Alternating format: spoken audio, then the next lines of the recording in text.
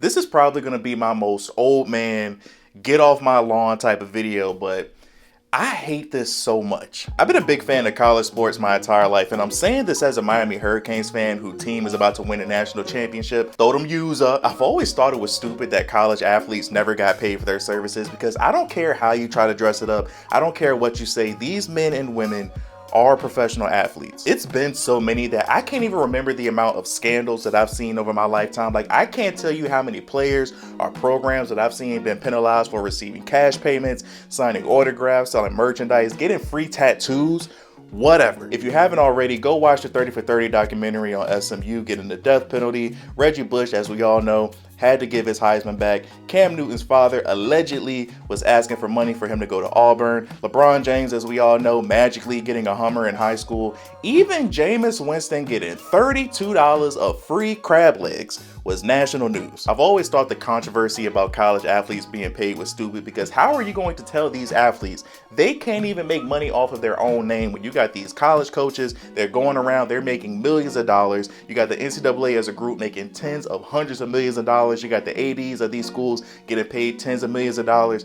Everyone can make money outside of the athletes that actually need to perform. So if you go back to July of 2021 when NIL became a thing, and then you combine that with what the transfer portal is right now, college sports is kind of like the Wild Wild West. Everything about college sports right now makes me not really care. Like, I feel like for people like me, people around my age, we've always wanted players to get paid. They deserve to make their money. Like, even for me today, I don't care about players getting paid, but we need some sort of guardrails because everything about the current state of college sports right now is insane. One of the big stories in college basketball right now is this Nigerian player named James. I don't want to disrespect and mispronounce his last name. This man played professionally overseas for 5 years. He got drafted to the NBA. He got traded in the NBA twice. He played in the NBA Summer League game. And this man a few days ago just started his first game at Baylor as a 21-year-old freshman. Legendary coach John Calipari has been vocal about just how stupid these college rosters are getting by saying that he has friends that are coaches right now and they're playing with 27-year-olds and they feel bad about it. He says that he tells them, don't feel bad. We don't have any rules. Why should you feel bad? Another legendary coach, Tom Izzo, has also recently complained about the shape of college rosters and athletics in general, saying that there is no longer education in college sports and that the NCAA ruined that. I do get what he was saying and I agree with him to an extent, but let's be honest. A lot of college athletes do not care about the education portion of their college career. Like, I'm a proud graduate of Old Dominion University. A few weeks ago, we beat the University of South Florida in a bowl game. I'm a proud graduate. I remember my junior or sophomore year when I was in school. I had a football player in my class, and every single day, this man sat all the way in the back of the class. He had no book bag, he had no folder, he had no paper, he had no pencils. This man did nothing. All he did was sit in class, lay his head on the desk, go to sleep, and the teacher never said anything. And I feel like with a lot of college athletes today, or at least in the past, I feel like education was usually like maybe second or third on the list of things that they care about, but it seems like today, it's almost non-existent. I went to ODU and graduated in 4 years, so I don't remember how college credits work when you transfer, but with the transfer portal being what it is today and having the ability to transfer as many times as you want to, you have some players that are transferring almost every single year. I know they don't care about their education. To me, it's crazy that we're seeing college athletes being 24, 25-year-olds and they're playing on the same field as an 18-year-old. Like, I remember as a Miami Hurricanes fan, we had a tight end a few years ago. His name, I think, was Cam McCormick. This man played college football for 8 or 9 years.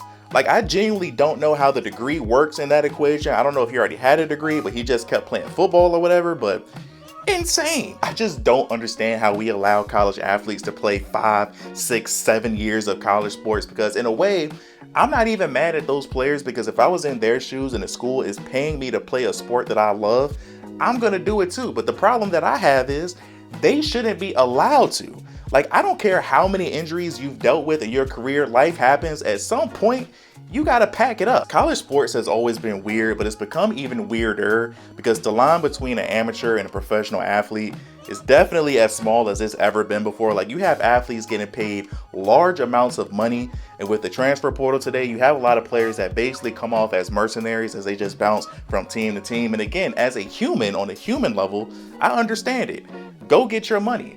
as a viewer of the product, it's disgusting. I remember seeing interviews with coaches talking about how backup players, like I remember one coach was saying that a backup running back was demanding that he gets paid more money or he's going to enter the transfer portal. Like USC is on social media over the last few weeks basically highlighting all the players that they're re-signing, and I'm seeing college kids sign contracts on social media like they just got drafted to the Dallas Cowboys or something. The transfer portal might be the thing that I hate the most because a lot of players look for any reason to jump in. Like in my home state of Virginia, JMU just made the college football playoffs, and it's being reported that they're losing 11 players to the transfer portal. Now granted, for them, their coach is leaving. Iowa State head coach is also leaving. He's going to Penn State, and a total of 42 players have entered the transfer portal.